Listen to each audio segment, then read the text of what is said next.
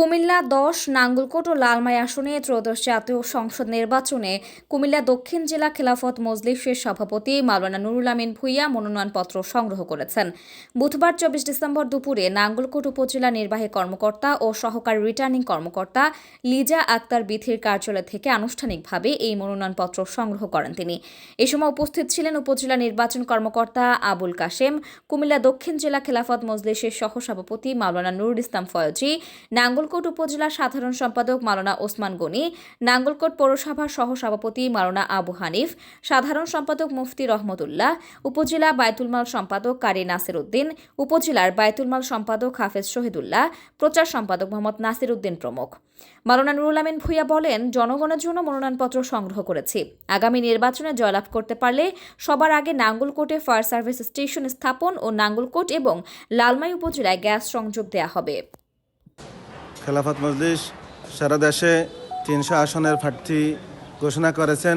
সেই হিসাবে আজকে আমি কুমিল্লা ১০ নাঙ্গলকোট লালমাই আসনের জন্য নির্বাচনী ফরম ক্রয় করছি। দেয়ালগড়ি ফতিকের প্রার্থী হিসাবে ফরম ক্রয় করেছি।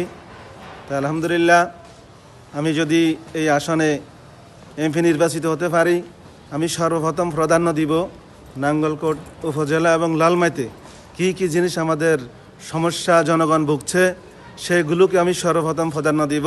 তার মধ্যে যে জিনিসটা আমরা ইতিমধ্যে বেশি অনুভব করছি, বিভিন্ন জায়গায় আগুনে পড়ে জনগণের সেই অর্থ সম্পদ জমিনের সাথে ছাই হয়ে যাচ্ছে, কিন্তু কোনো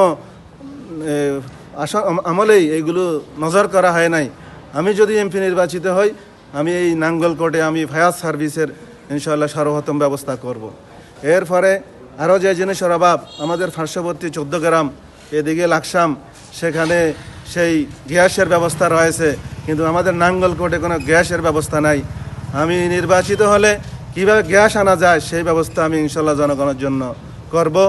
এইভাবে রাস্তাঘাট সহ যে সমস্ত সমস্যাগুলো আছে সেগুলোকে প্রাধান্য, শিক্ষা খাত সহ যেগুলো আমাদের বেশি অত্যাবশ্যকীয় জরুরি সেগুলোকে কিভাবে সমাধান করা দরকার আমি সেগুলোর ব্যবস্থা করব ইনশাল্লাহ।